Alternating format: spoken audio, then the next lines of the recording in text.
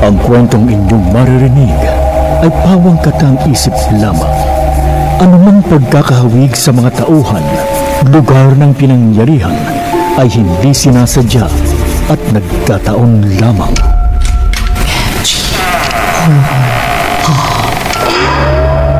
Kumusta ka na, kaibigan? Ako pong muli ang inyong Professor M na maghahatid sa inyo ng isa na namang kwento ng katatakutan. Pero bago natin simulan ang ating kwento, gusto ko kayong imbitahang i-like at mag-subscribe sa ating channel. Pindutin ang notification bell para updated kayo sa mga bago nating kwento.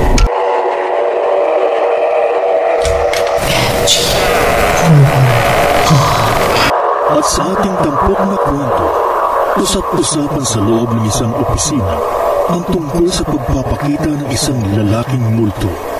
Punong-puno ito ng puot at galit at kaya nitong pumatay ng tao. Ano ang misteryong bumabalot sa katauhan ng multo? Halina kayo at samahan niyo akong saksihan at ating akyatin ang lalaki sa ikapitong palipad.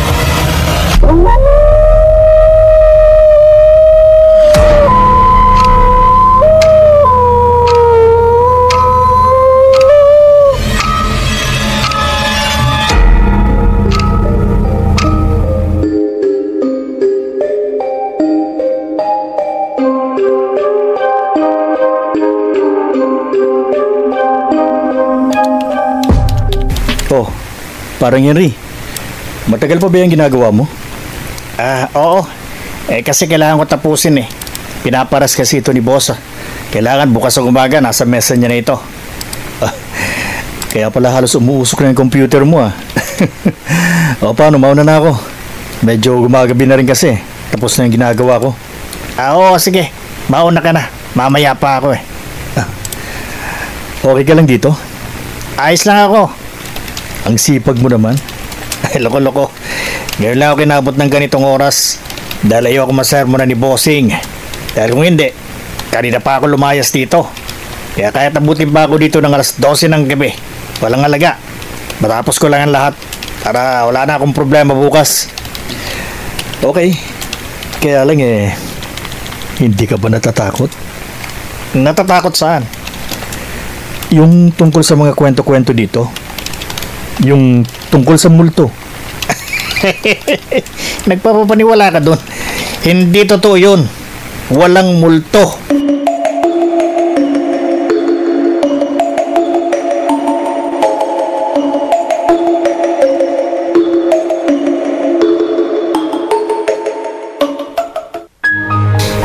Ayan. Na-turn off ko ng computer. Natapos ko rin. Ay, salamat. Makakauwi na rin ako. Aba, ang lakas naman ng kulog ngayon Uulan pa yata. Ano yun? Parang may nagbukas ng pinto. Baka hangin lang. Biglang nagsara. Parang ibinalibag ang pinto. Baka may nagbibiro sa akin Baka si Melvin. Bumalik at balak akong takutin. Loko mo. Di mo ako madadala sa ganyan. Ay, makatayo na nga nang makauwi na. Anong...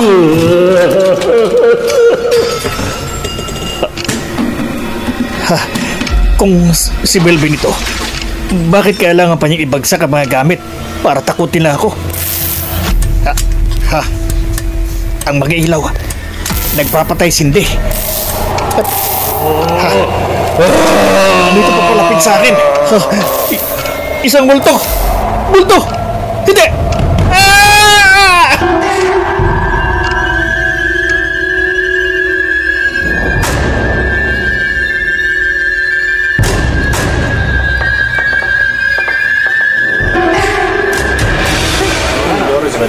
Grabe naman itong nangyari kay Mr. Keller. Melvin, Tingnan niyo ang kanyang mukha.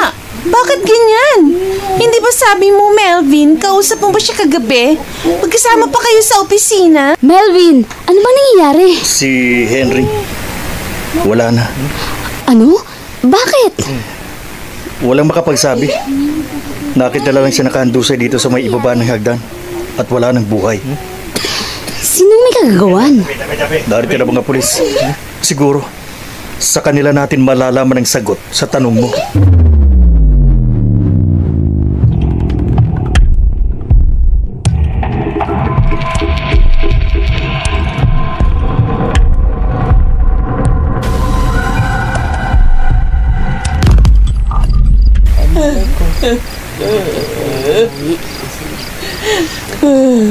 Nakikiramay kami sa nangyari kay Henry, Mina.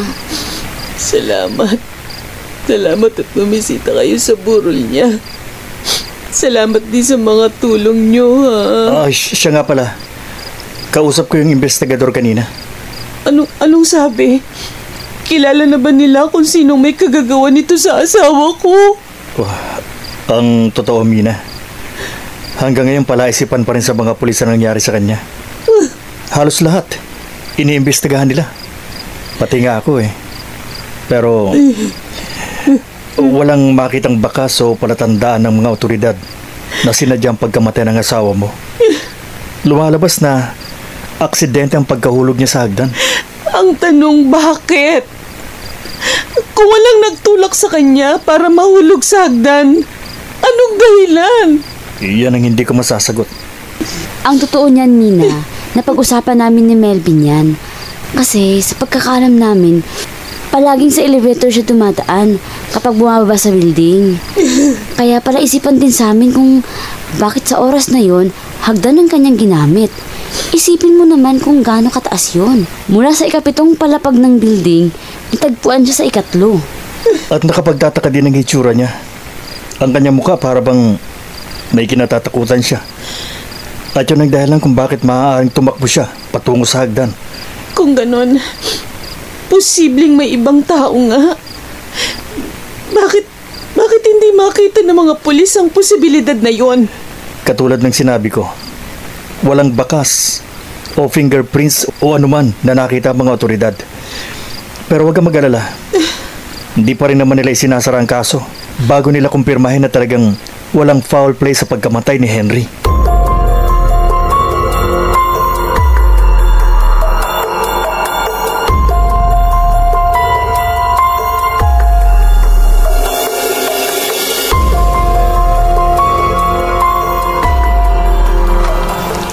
Mahigit 1 linggo na ang nakalipas. Nailibing na't lahat si Henry. Pero yun pa rin ang usap-usapan dito sa opisina. At alam mo ba kung ano ang sinasabi nila na posibleng dahilan ng pagkamatay niya? Ano daw? Dahil daw sa gumagalang multo dito sa building. Baka yun daw ang nakita niya. Kaya baka sa mukha niyang labis na pagkatakot. Pinaniniwalaan nila yun? Oo. Pues, malalaman natin yan. Bakit? Anong binabalak mo?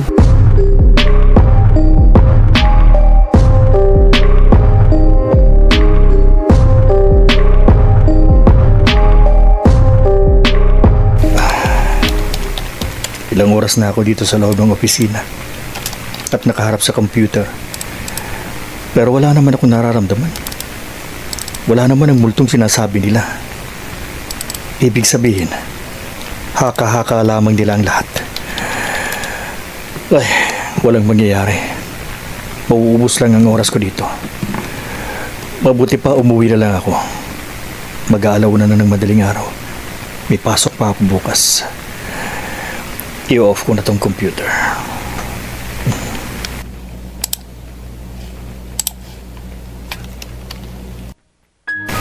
Ayan. Uwi na ako.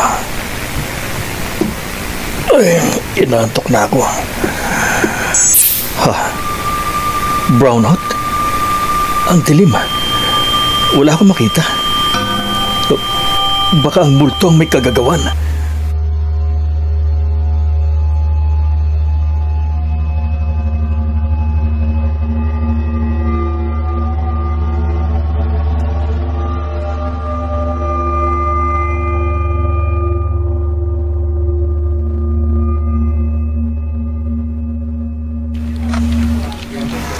palang ginawa mo?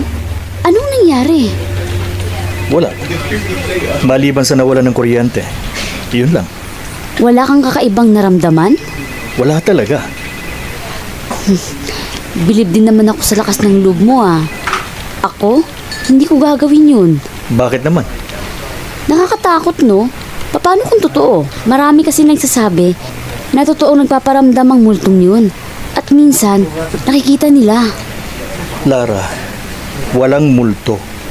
Huwag ka maniwala doon. Kwento lang yun. Ang dapat nating gawin, kalimutan na natin ang mga nangyari. Masyado na tayong naapektuhan sa kung ano-anong mga haka-haka nila. Gawa-gawa lang nila yun para may mapag-usapan. O kaya naman para manakot lang. Pero, meron daw taong makakapagpatunay na totoong sinasabi nila. Sino naman? Bakit? Interesado ka?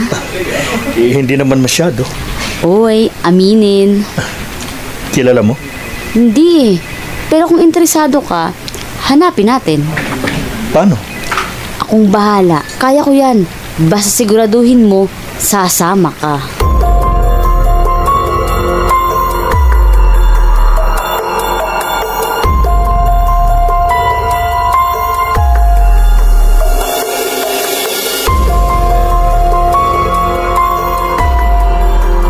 Sigurado ka bang ito na? Oo. Oh, kumato ka na.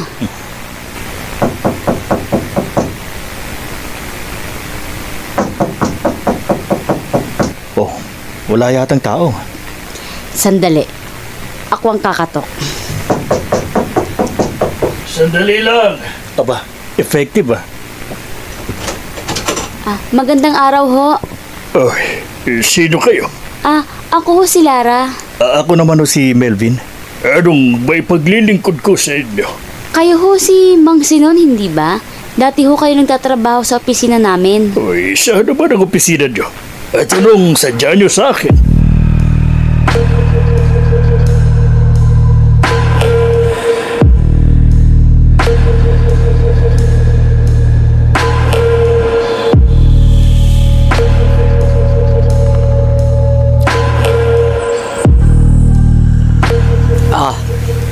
Mag-juice muna kayo at ito, may sandwich.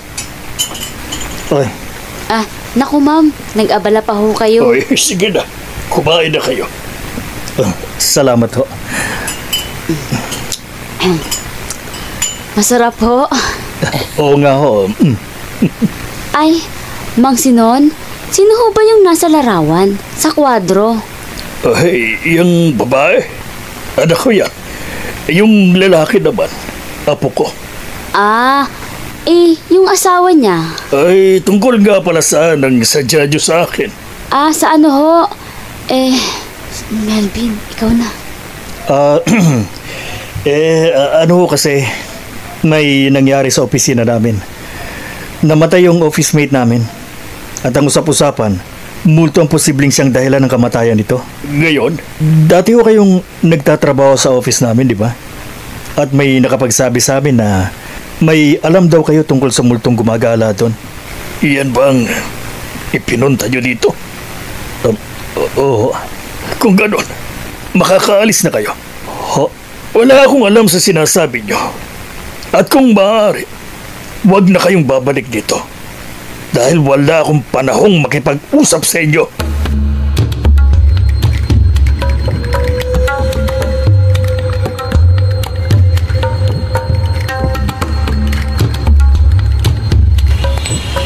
Oh, paano? Butata tayo? Nakakahiya. Nagtatanong lang naman tayo Bakit siya magagalit? Ewan. Umuwi na lang tayo. Teka muna, mag-usap pa tayo. Wala na. Tapos na eh. Sinunod ko ng gusto mo. At napahiya na tayo. Ano pa bang pag-uusapan natin? Melvin, manid ka ba? Hindi mo ba nahalata kanina? Na ano? Na biglang nag-iba ang mood ni Mang Sinon. Ibig sabihin, may alam siya at may gusto siyang itago sa atin. At yun ang dapat nating alamin.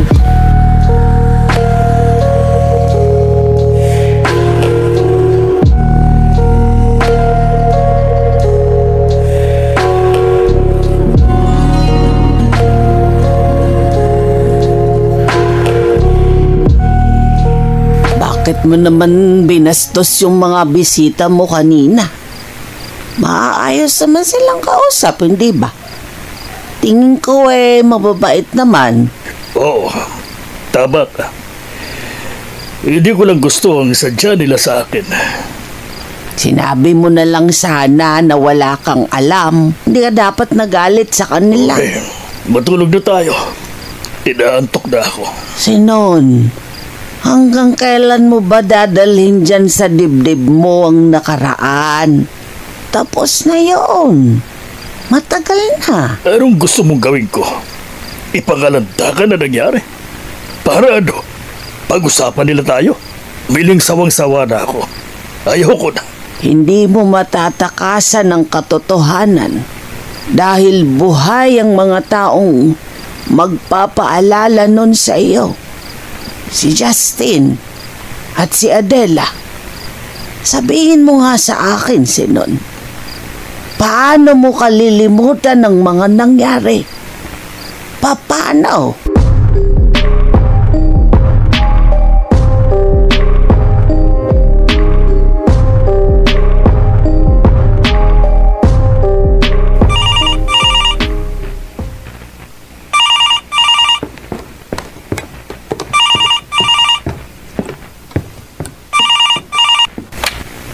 Hello?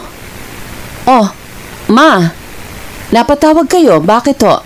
Ay, wala naman. Kinukumusta ko lang kayo ni Justin. Nasa school pa ho siya. Paparating na yon.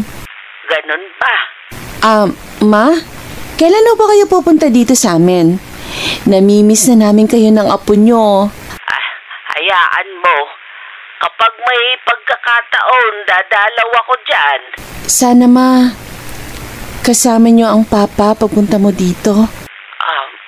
Anak. Alam kong imposible at hindi ako dapat umasa. Ay, hindi naman, anak. Hindi ko rin naman ho siya masisisi, Ma. Dahil ako ang may kasalanan kung bakit napilitan si Papa na iwanan ng trabahong minahal niya.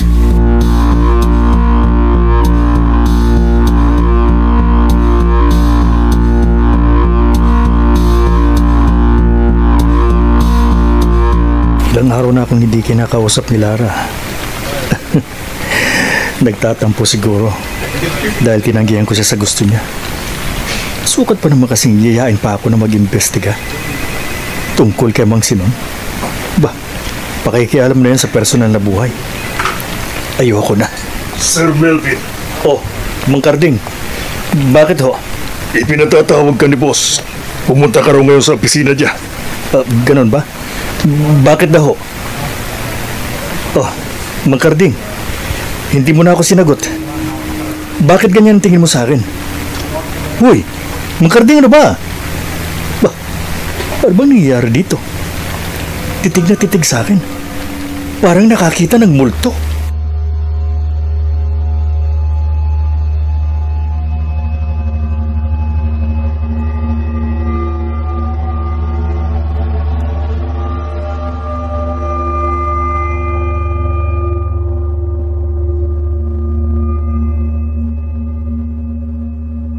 Oh, Mang Carding, hindi ka pa ba uuwi? Alas 5 na. Hindi pa, Melvin. Tatapusin ko muna itong mga nililinis ko. Diyan ako bilib sa iyo. Hindi ka makwenta sa oras. Kaya naman mahal na mahal ka ng boss natin. Ginagawa ko lang yung trabaho ko. Kaya naman sa lahat ng mga naging janitor dito, ikaw lang ang tumagal at na-regular. Swerte lang ho. Mang Carding, may itatanong nga pala ako sa iyo. Na ano? Yung kanina, nang lapitan mo ako, dahil ipinatawag ako ni boss, bakit ba gano'n na lang pagkakatitig mo sa akin? Tinatanong kita pero hindi mo ako sinasagot. Parang wala kang naririnig. Bakit ho ba? Sir Melvin. Ano bang nangyari sa inyo? Sir, hindi ko alam kung maniniwala kayo sa akin pero totoo ang sasabihin ko. Ano yun? Nakita ko na rin ho siya bago namatay si Henry. Siya? Sir, mag-iingat ho kayo.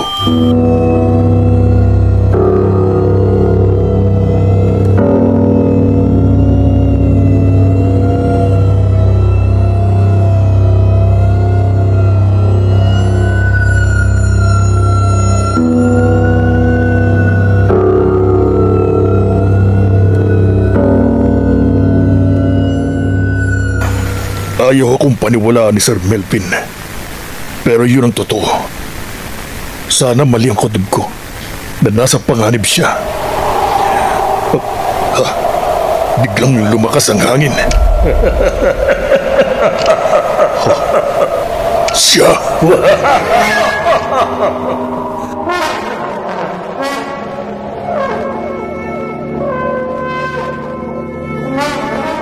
Nasaan na kaya si Justin? Gabing-gabi na pero bakit hindi pa siya umuwi? Hindi niya naman dating ginagawa ito Hindi man lang tumawag. Ano na kaya nangyari sa batang yun? Ay, naku, uulan pa yata. Diyos ko naman, nag-aalala na ako sa batang yun Mabuti pa, tawagan ko mga kaibigan niya. Baka naroon lang siya. Tama.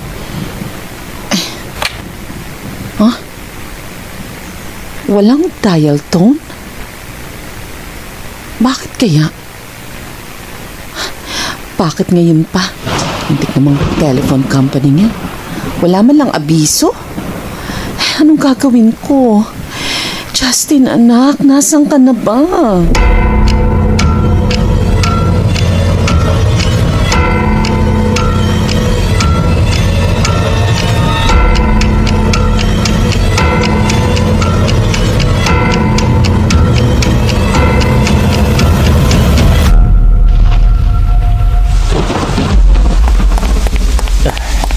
Sisilong na muna ako dun sa may waiting shed.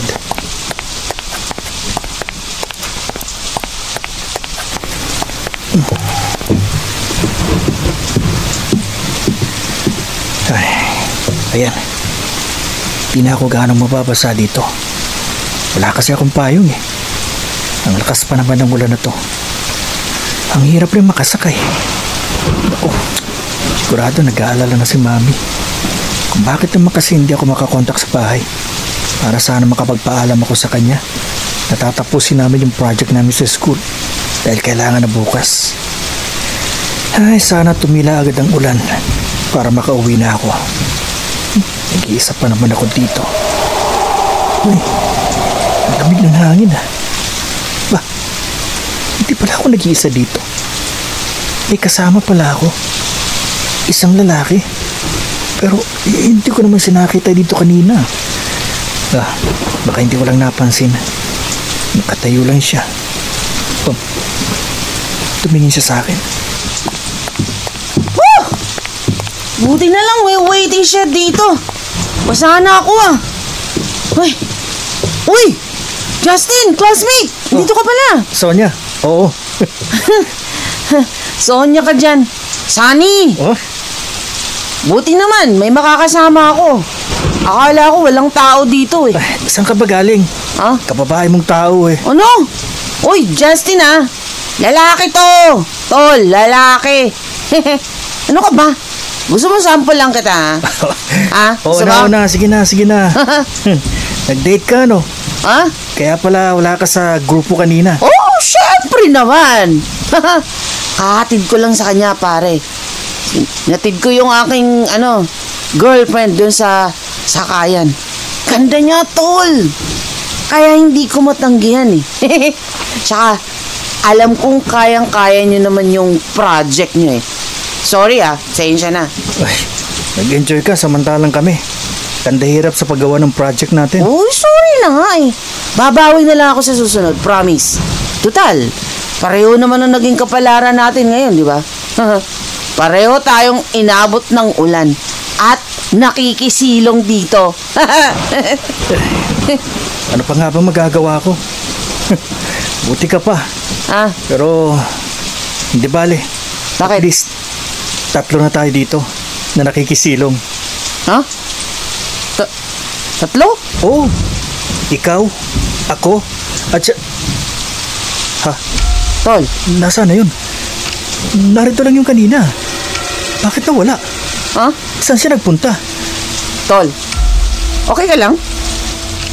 Are you in drugs, ha? Hindi ah. Tayo lang dalawang naririto. Ha? Oh, baka naman nang paprank ka lang, ha? It's a prank! Di, Ganon? Hindi. Pero, Wala kang ibang tao dito. Only you and me. Oh, pero, Sonia, ano? ang lalaki, hayon sa may tapat ng malaking building. Ha? Siya yung kasama ko dito kanina.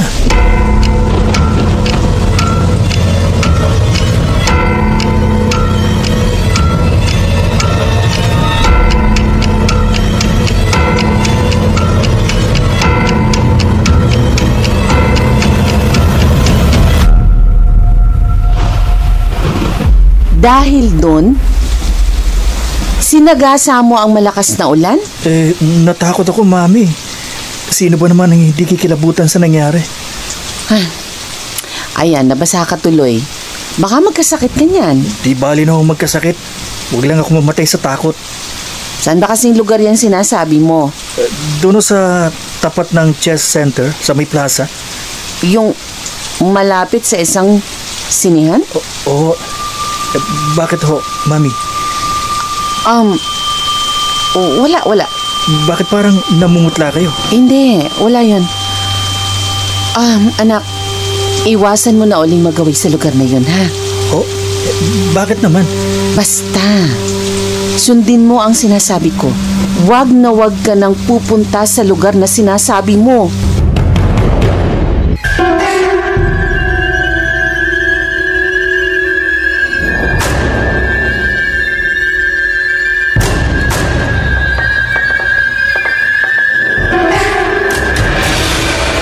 Natatakot ka? Opo, Papa. Kanino? Saan? Sa kasalanan mo? O para sa anak mo? Pa, alam ko hanggang ngayon masama pa rin ng loob niyo sa akin. Pero gusto ko lang namang sabihin sa'yo ang nangyayari ngayon dahil ama ko kayo. Oo, ako ang ama mo. Nasinuway mo para sa pansarili mong kaligayahan. Hindi mo inisip ang kahihiyan ko. At ngayon lalapit ka sa akin at makikiusap. Para ano? Adela, wala akong magagawa sa problema mo. Dahil ang gumugulo sa iyo ngayon ay hindi ang sinasabi mo, kundi ang konsensya mo. Kaya pagpaumanin mo, magpapahinga na ako. Pa, sandali lang. Hindi ako makapagbibigyan ng solusyon sa problema mo, kundi ang sarili mo. Nasa iyo, Adela, ang katatahimik ng lahat. Pa!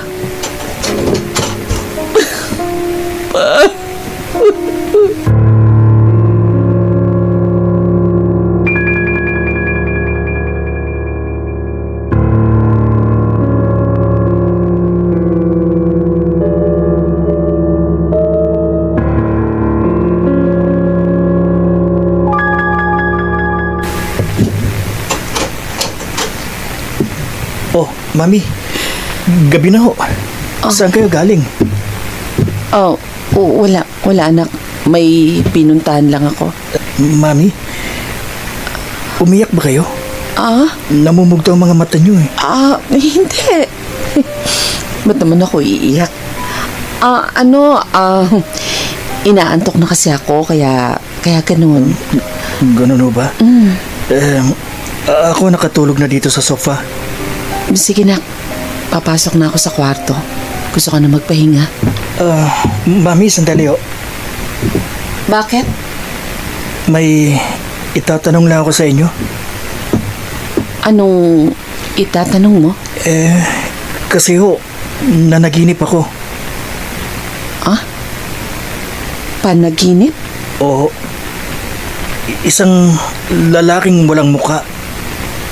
Sa panaginip ko, lumapit siya sa akin. At ang sabi niya, siya raw ang ama ko. Siya raw ang daddy ko. Ha? Mami, ngayon lang po ako magtatanong sa'yo. At sana sabihin niyo sa akin ng totoo. Sino ho ba? At nasaan ang daddy ko?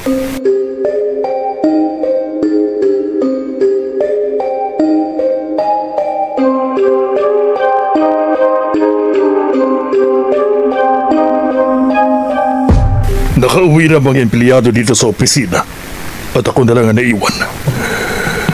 Oh, may tao pa yata. Sino kaya? Baka may mag-overtime. Mabuti pa, tingnan ko. Bakit umiiyak? Sino kayang... Ikaw na naman! Mananatili ako dito at hindi ako matatahimik. Hindi! Ano ba talagang kailangan mo? Patay ka na! Dapat umalis ka na dito sa daigdig ng mga buhay! Huwag mo na kaming guluhin! Gusto ko ng tulong! Tulong! Anong tulong? Sabihin mo, anong magagawa ko para sa'yo? Tinititigan niya ako ng matilim. Hindi. Huwag kang lalapit!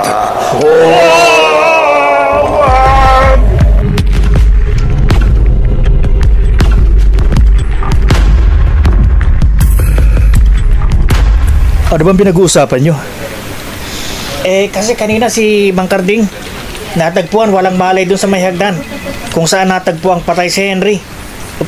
Ano?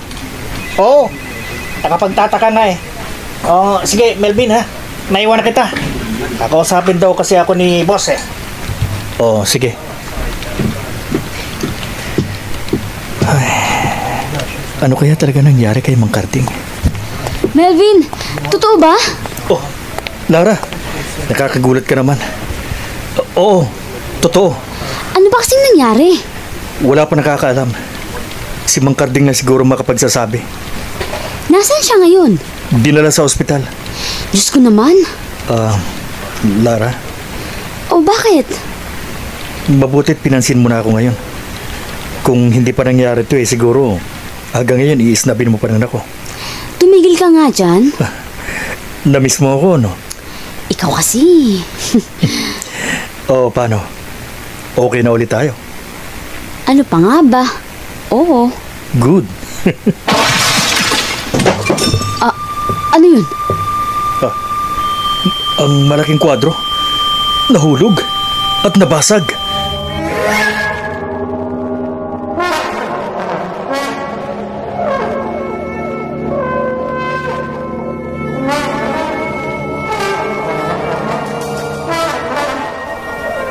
Ay, ang dami namang tao ngayon dito sa kantin.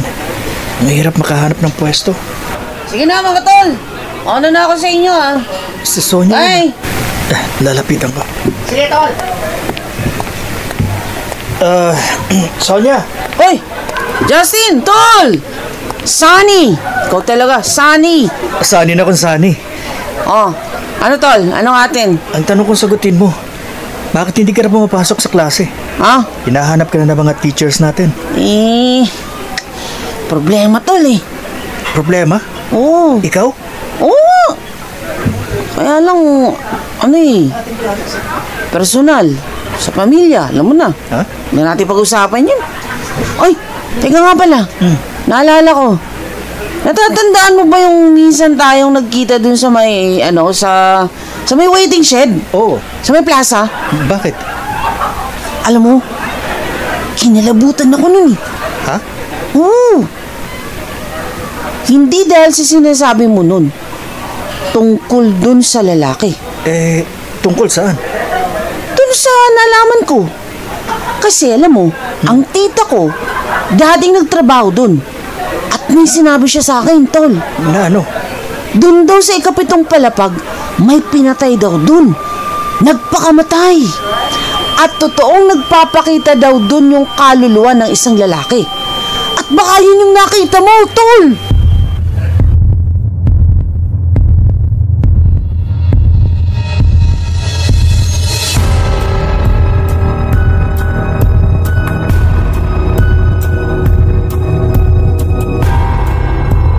Narito na ako sa harap ng building. Bakit pa parang hinihila mga pa ako papunta sa lugar na ito? Hindi ko maintindihan Dapat matakot ako. Pero pakiramdam ko parang may bahagi ako sa lugar na ito. Lalapit pa ako. Ay, ang taas ng building. Ano kaya kung pumasok ako? Pero pumayag naman kayang gwardya. Ay, susubukan ko. Malapit na ako. Ha? Ano yung nakikita ko sa may bintana? Sa ikapitong palapag. Sa 7th floor. May lalaki. At, hindi. Tatalon siya sa bintana. O Diyos ko, hingi ako ng tulong. Justin, anong ginagawa mo dito? Lolo? Bakit ka narito? Lolo, yung lalaki, tingnan nyo. Tatalon siya sa... Ha? Nawala. Saan siya nagpunta? Lolo, kitang-kita ko kanina. Hindi ka dapat pumunta sa lugar na ito. Umuwi ka na at huwag ka na babalik. Ho? Pero... Huwag ka nang magdahilan pa. Umuwi ka na. Ayoko nang makita ka pa sa lugar na ito.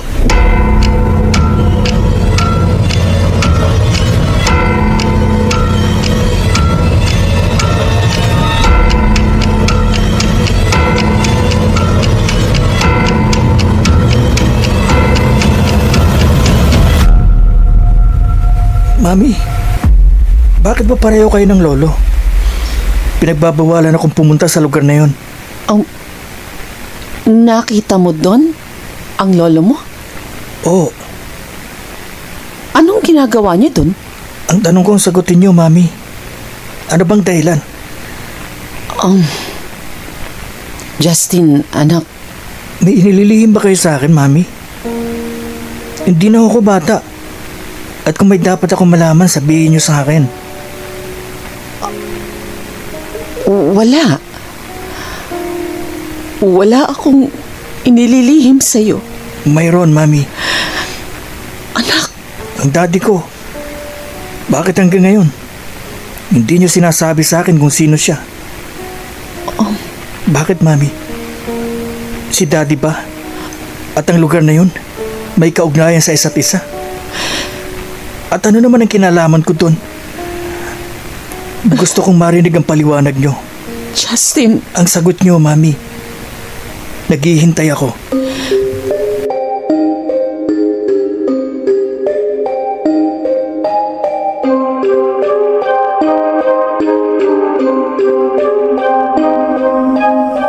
Alam ko na ang sadya mo sa akin. Nagsumbong sa'yo si Justin. Oo pa. Bakit kayo naroon sa lugar na yun? Akala ko ba... Dahil ayaw niya rin akong patahimikin. Papa? Adela, hindi ko alam kung anong gusto niya. Pero paulit-ulit, dinadalaw niya ako sa aking panaginip. Ho? Pinipilit kong baliwalayan ang lahat. Pero habang ginagawa ko yun, pilit din niyang ipinapaalala sa akin na nakaraan. Pagod na ako. Ayoko na. Kaya Adela, ngayon ko hihingi ng tulong mo. Pa? Tapusin na natin ito. Para sa katahimikan mo at sa ikatatahimik ng kanyang kaluluwa.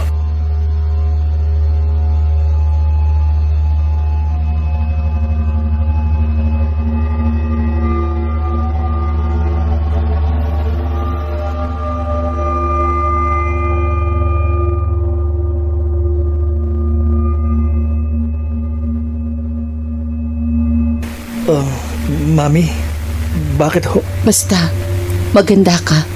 May pupuntahan tayo. Saan ho? Doon sa makakasagot sa tanong mo sa akin. Sa daddy ko? Yun ba, Mami? Naghihintay na ang lolo mo sa labas. Kasama si Lolo?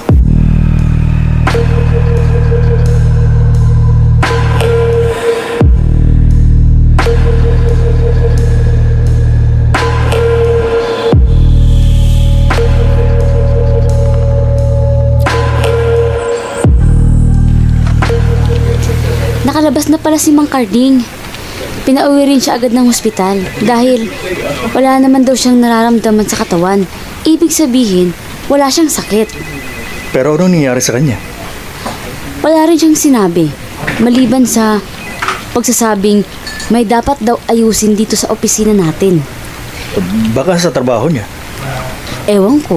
Melvin, Lara, may naghahanap sa inyo. Ha? Sino? Ako, Melvin. Mang Sinon?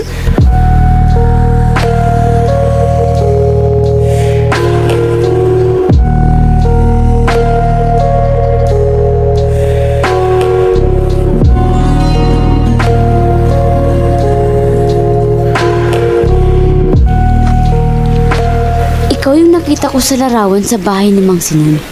At yung babae, siya naman ang mami mo? Oo. Saan ba sila pupunta? Sa kayong kaopisina nyo? Sa office ng boss namin. Kakilala niya si Mang Sinon dahil nga nagtrabaho siya dito. At isa pa, naging magkaibigan din silang dalawa. Bakit hindi nila ako sinama? Siguro, may pag-uusapan silang mahalaga. Nainip ka? Andito naman ako At saka, huwag kang mag-alala. Sinabi nilang, sandali lang sila. Ano yun? Bakit umangin? Ha? Ang lalaki. Anong lalaki? Ayun siya. Sa may bintana. Nakita ko na siya. Anong sinasabi mo? Wala naman akong makita. Nawala na naman siya. Katulad ng dati.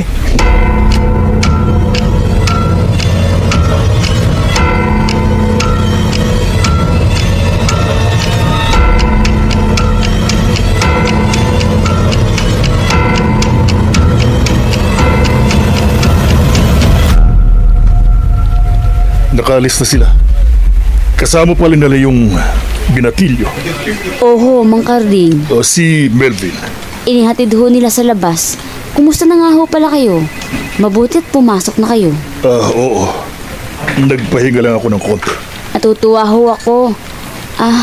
Mang Carding, alam nyo, tingin ko may pagka-weird yung binatilyong kasama nila.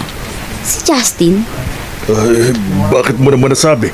Kasi ho, sabi niya, may lalaki daw siyang nakita. At biglang nawala. Wala naman akong napansin, maliban sa mga tao dito sa opisina. Ma'am Lara, totoo ang sinasabi niya. Ho? Nakita ko na ang sinasabi niya. At magkaugnay silang dalawa.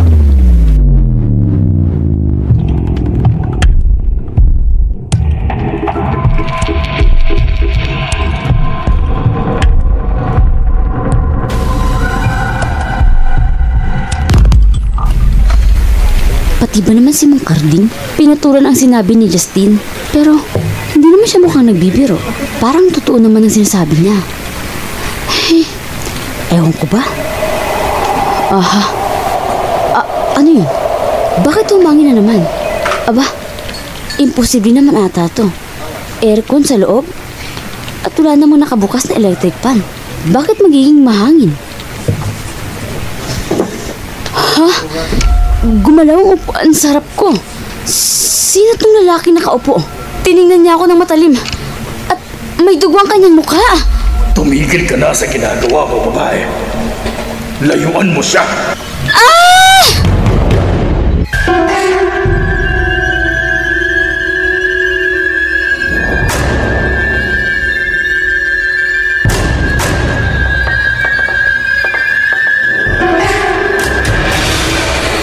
Oy, girl, ano ba nangyayari sa'yo?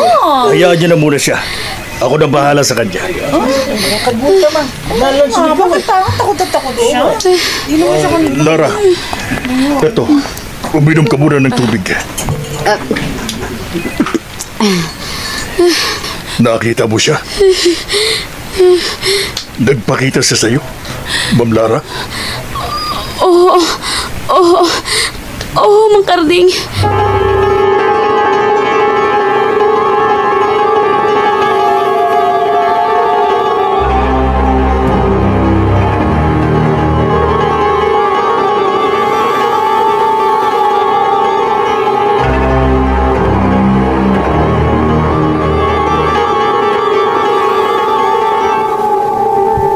Tol!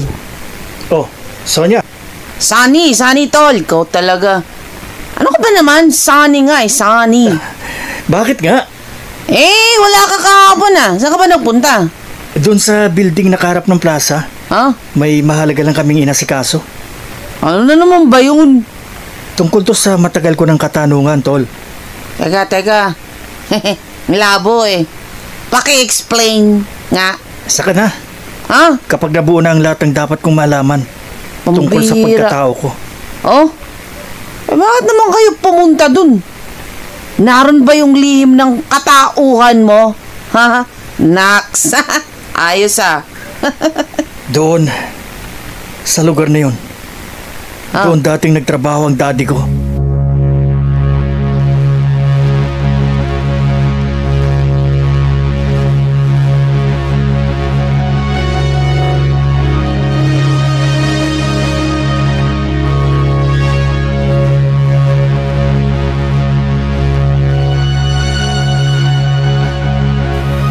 Sabi na ba lahat sa'yo ng lolo mo at ng mami mo?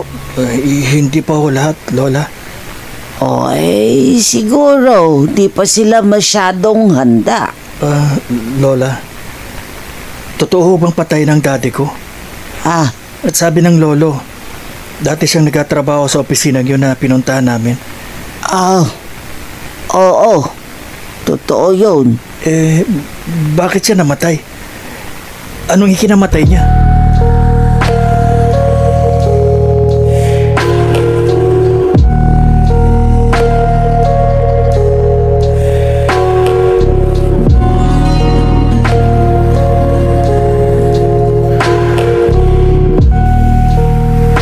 Mang Karding! Oh, Ma'am Lara. Okay ka na? Let's go! Oo, Ay, Carl, sabay tayo. Anong gusto niyo? Itawag ko kayo ng taxi? hindi ho. Wag na. May sasabihin lang ho ako sa iyo. Tungkol dun sa nakita ko. Handa ka nang magsalita? Oho, Halika. Doon tayo sa may bench na yon. Doon tayo maupo. Maupo tayo. Ano bang gusto mong sabihin sa akin, Ma'am Lara? siguro mas tamang sabihin na magtatanong ako. Sige. Kasi ho, nalalabuan ako tungkol sa sinabi sa akin ng lalaki. Anong sinabi niya? Sabi niya sa akin, itigil ko na raw ang ginagawa ko. At layuan ko na siya. Hindi ko alam kung anong tinutukoy niya. Hindi mo alam? Oho. Ma'am Lara, nagbibigay siya ng babala sa iyo. Ha? Babala sa akin? Saan naman? Dahil ayaw niyang matulad kayo sa nangyari sa kanya at sa babaeng minahal niya. Ano pa bang ibig niyong sabihin, Mang Karding? Ikaw ang makakasagot niyan, Ma'am Lara. Kayo ni Sir Melvin.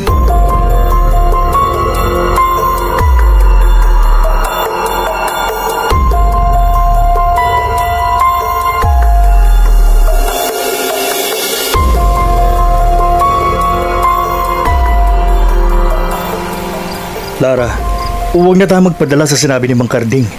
Dahil... Lara? Hello? Lara? Ibinaba niya na ang phone. Bakit nakapagsalita si Mang Karding ng ganon? Ano bang nalalaman niya tungkol sa akin at kay Lara? At bakit nasasabi niyang nagagalit sa amin ang kaluluwa na gumagala sa opisina? Bakit? Anong dahilan?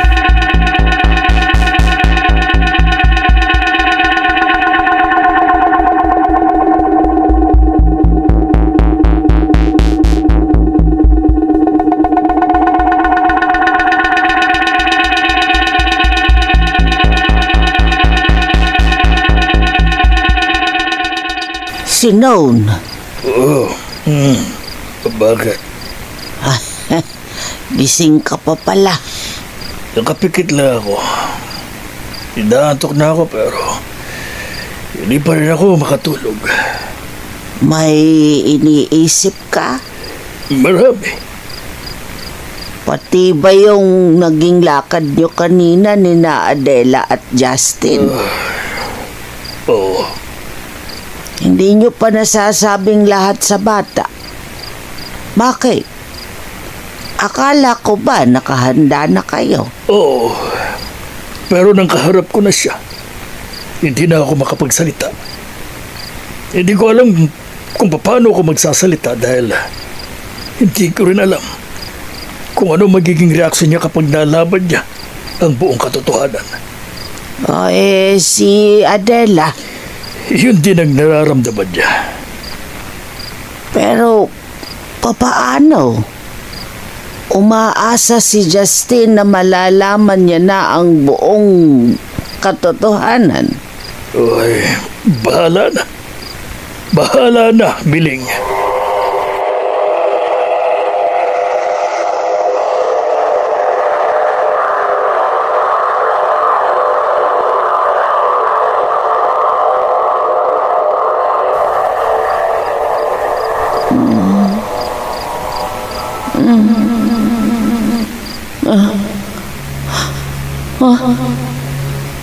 Nasaan ako? Bakit ako naririto? Paano ako napunta sa lugar na ito? Adela. Renato? Bakit, Adela? Patay ka na! Oo, patay na ako. Namatay ako dahil sa'yo. Pero bakit mo ako pinabayaan? Wala akong katahimikan, Adela. Wag. Tulungan mo ako. Wag ka lalapit sa akin. Lumayo ka. Tulungan mo ako, Adela. Renato, layuan mo ako. Tulungan mo ako. Wag, Renato. Lumayo ka. Wag ka lalapit. Mami. Wag. Mami, gising. Wag. Mami. Ay. Mami. Nananaginip kayo. Justin. Panaginip? Oo. Sumisigaw kayo eh. Parang takot na takot. Ano ba napanaginipan nyo? At sino yung sinasabi niyong Renato? Sino siya, Mami? Mami?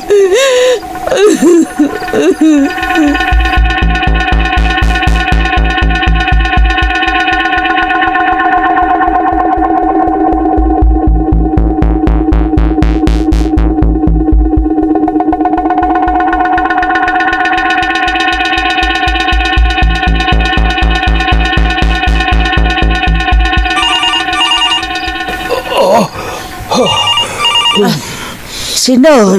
Bakit? Miling. Bakit pawisan ka? Ako nang sasagot. Sige. Hello? Ma, pwede ko ba makausap ang papa? Adela, ikaw pala. Please, Ma. Sino yan, Miling? Ay, sige. Sandali lang. Si Adela, gusto ka daw makausap. Akin ang telepono. Hello? Papa? Bakit ka umiiyak? Pa? Kasi hindi niya ako tinitigilan. Lagi siyang pumapasok sa panaginip ko. Adela?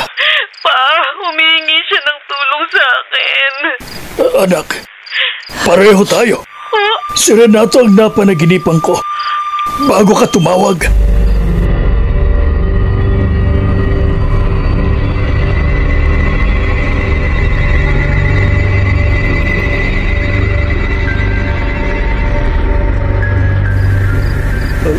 Sigurado ba kayo sa gagawin natin, Mang Sinon?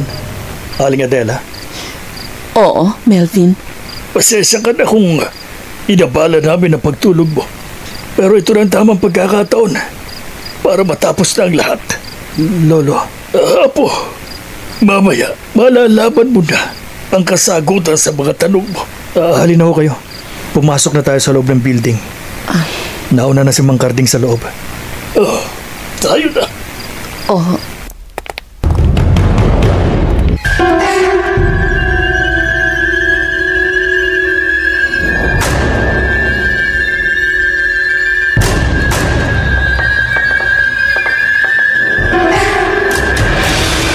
Lolo, kanina pa tayo dito.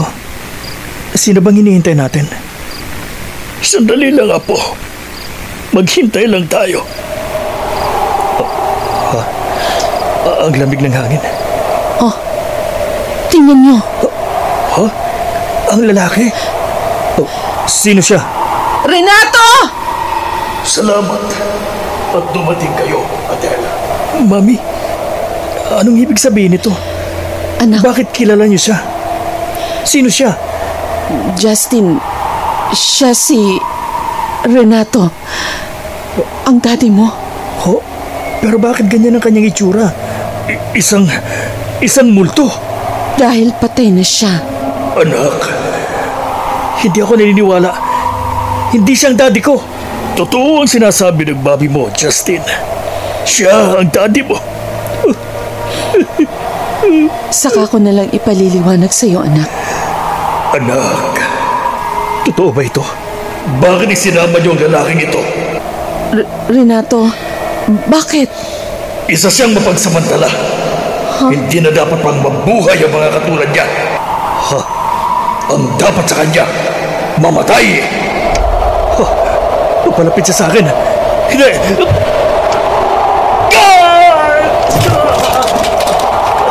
Daddy! Wag! Tama na! Anak, tinawag mo kong daddy. Please, kung talagang kayong daddy ko, tigilan yung ginagawa niyo. Huwag kayong manakit ng tao.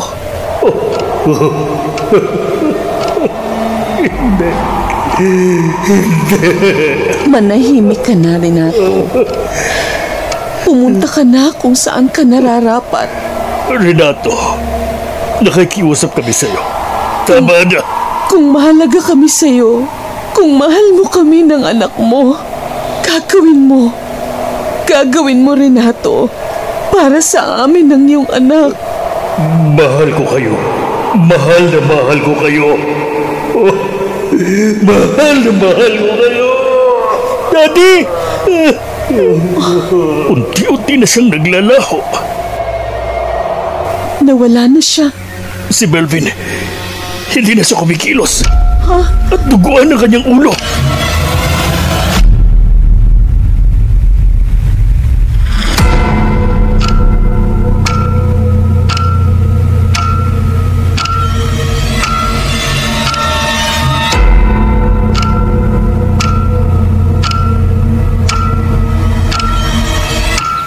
Justin, anak. Halika na. Umuwi na tayo. Pwede ho ba?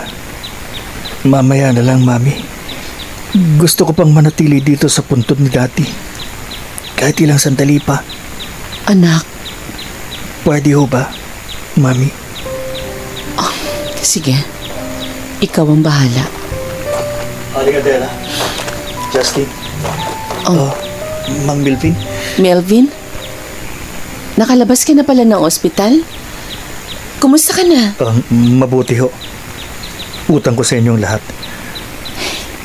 Hindi. Dapat nga, kami ang humingi ng paumanhin sa'yo. Dahil kami ang naging dahilan kung bakit muntik ka nang mapahamak. Hindi ho natin kasalanan ng lahat. Bakit po kayo narito, Mang Melvin? Dumadalaw. At gusto ko rin magpasalamat kay Mang Renato. Bakit? Dahil sa kanya, nagising ako sa aking pagkakamali. Anong ibig mo sabihin? Pwede ho ba? Tayong dalawa lang ang mag-usap. Sige. Justin, anak. Dito ka na muna, ha? May pag-uusapan lang kami ni Melvin. Sige ho. Doon tayo.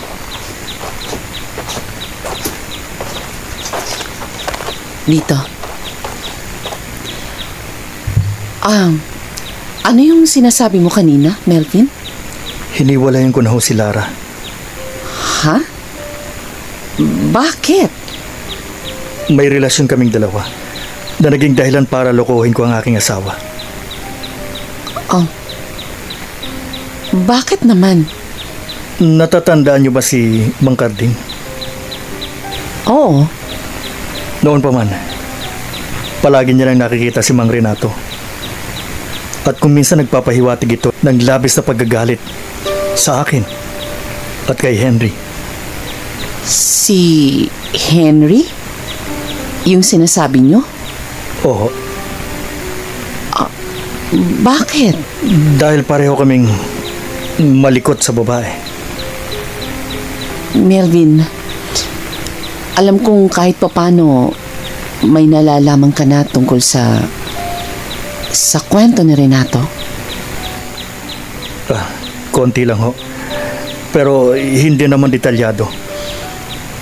Sige, sasabihin ko na sa'yo, pero sana manatili na lang ito sa'yo at kalimutan mo na pagkatapos mong malaman ang lahat.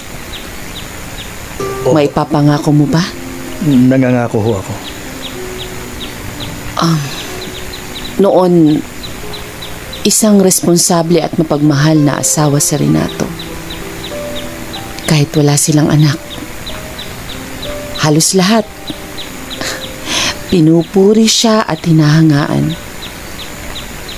Pero siguro, dumarating talaga sa punto na ang isang lalaki sinusubok ng pagkakataon na humaling siya sa ibang babae. Nabuntis niya ito at naging dahilan ng pag-aaway nila mag-asawa. Minsan, umabot na sa sukdulan ng kanilang pag-aaway nang malaman nito na nabuntis niya ang babae niya. Iniwan niya ang kanyang asawa. At sa sama ng loob, sinugod ng asawang babae ang lalaki sa kanyang opisina. Nagtalo sila. At dito naganap ang hindi inaasahang pangyayari. Hayop ka! Niloko mo ako! Mas ginusto mo pa sumama sa babaeng mo kaysa sa akin na legal mong asawa? Tumigil ka na! Sinaktan mo ako dahil sa kanya! Walang iya ka! Hindi ako papayag na gawin mo ito sa akin! Magkakamatayan muna tayo! Anong gagawin mo dyan sa gunting na yan? Papatayin kita! Akin na yun! Hindi. Naitulak ko siya. Lydia! Lydia! Hindi na siya kumikilos. Ano ito? Dugo! May dugo sa kanyang ulo! Napatay niya si Lydia. At dahil sa kalituhan, nagtatakbo si Renato sa may bintana ng kanilang opisina. Sa ikapitong palapag, tumalon siya at namatay. Ibig yung sabihin, hindi kayo ang kanyang asawa? Hindi. Ako ang kanyang babae. Kaya ako ang naging dahilan ng pagkasira ng kanyang pamilya. Si Mang Sinon. Ako ang dahilan kung bakit napilitin siya magbitiw sa trabaho. Dahil sa labis na kahihiyan, galit na galit sa akin si Papa. At ngayon niya lang ako napatawad. Magtatanong ka kung paano kami nagkaroon ng relasyon ni Renato? May mataas na katungkulan noon si Papa sa opisina nila. At si Renato, simpleng empleyado. Pero paborito ng Papa ko. Lagi niya itong kasama. Kahit sa bahay. At lingid sa kanya, naging dahilan yun para unti-unti kaming magkalapit. Hanggang sa tuluyan ng nahulog ang loob namin sa bawat isa. At doon na nagsimula ang lahat. Kaya pala ganun si Mang Sinon. Nang una namin siya makausap. At kaya pala galit si Mang Renato sa akin. At doon sa iba pa. Dahil binubuhay namin ang mga gawain naging dahilan ng kanyang kamatayan. Oo. Ngayon, malinaw na sa akin ang lahat. Salamat ho sa pag-itiwala niyo sa akin. Biglang humangin. Mami? Oh, anak? Mami, tingnan niyo. Ang daddy. Nakangiti siya. At kumakaway sa atin. Magmula noon, naging tahimik na ang opisina ni Melvin. Wala na ang kaluluwa ni Renato. Paalala lang sa mga playboy, chickboy o gigolo, mag-ingat kayo at huwag papupuko. Dahil baka matulad kayo kay Renato na naging isang mabangis na multo. Ako po si Professor M. Pero bago tayo tuloy ang magpaalam, nais ko po kayong imbitahan na i-like at mag-subscribe sa aming YouTube channel at pindutin ang notification bell para palagi kayong updated sa mga bagong upload na kwentong kahindik-hindik, makapanindig balahibo at puno ng kababalaghan dito lamang sa MG Horror.